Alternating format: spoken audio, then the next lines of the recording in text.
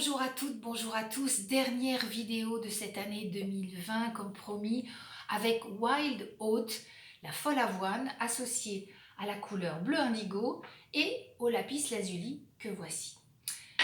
Wild Oat, c'est la fleur de la vocation. C'est donc la folle avoine, c'est une petite graminée très discrète qui est souvent regroupée en épis.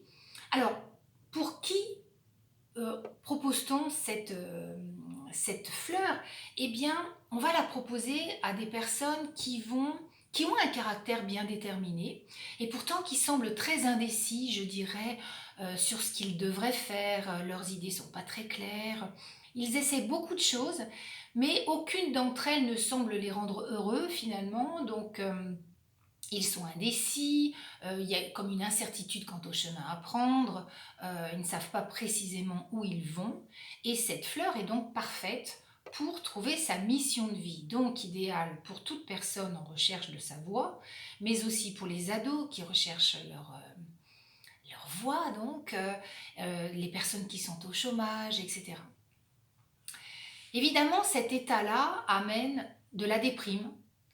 Souvent, je le rencontre en consultation, un mécontentement et puis je dirais une frustration parce que ce sont des gens qui ont tendance à se laisser aller dans des milieux, je dirais, ou des occupations peu favorables et ils gaspillent leur temps et leur talent et quand ils s'en rendent compte, ça les met en colère et ils se sentent frustrés.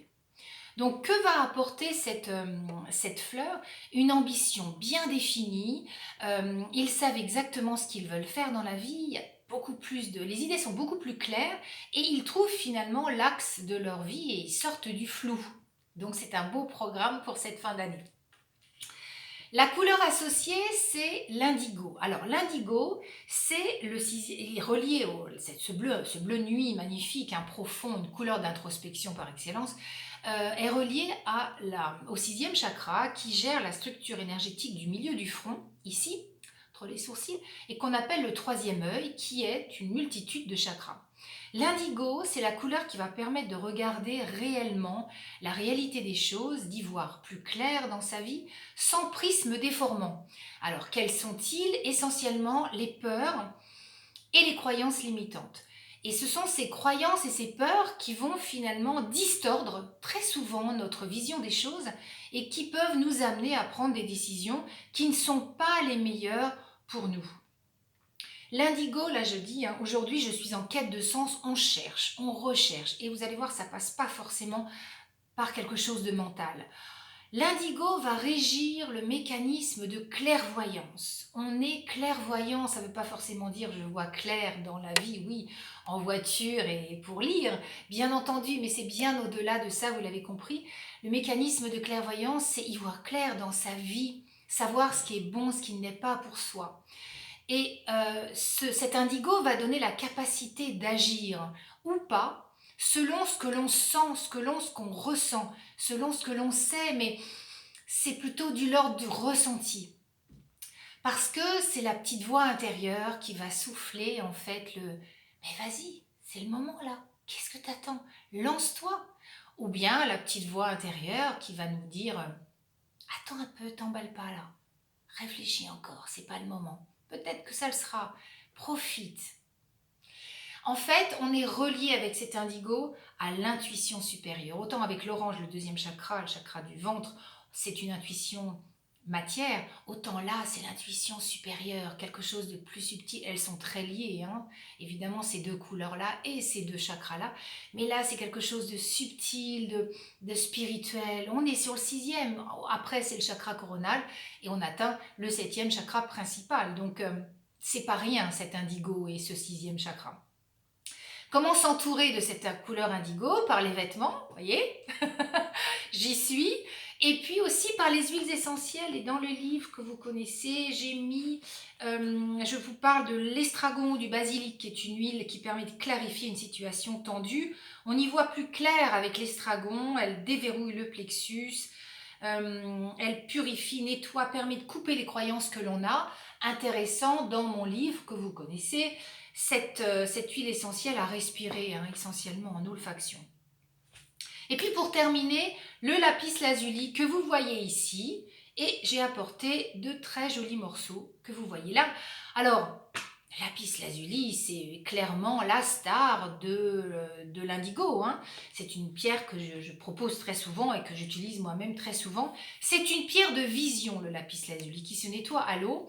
Alors, il y a de la pyrite dedans, ce que vous voyez là, les petites choses là. C'est de la pyrite qui justement permet au plexus solaire de se détendre, donc c'est un plus intéressant. Pierre de vision qui permet de regarder sa vie, débarrasser de tous les voiles, de toutes les illusions en fait, d'y voir clair.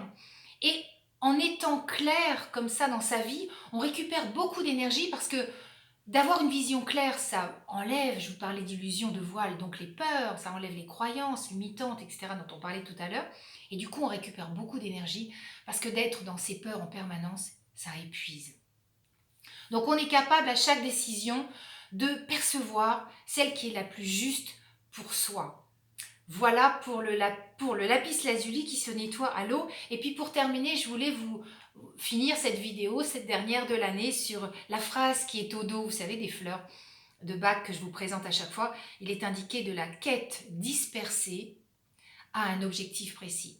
Et je me dis, quel est votre objectif précis pour l'année 2021 ? Quel est votre objectif réalisable qui vous tient à cœur pour cette nouvelle année? Réfléchissez-y, vous pouvez m'en parler après directement sur les réseaux.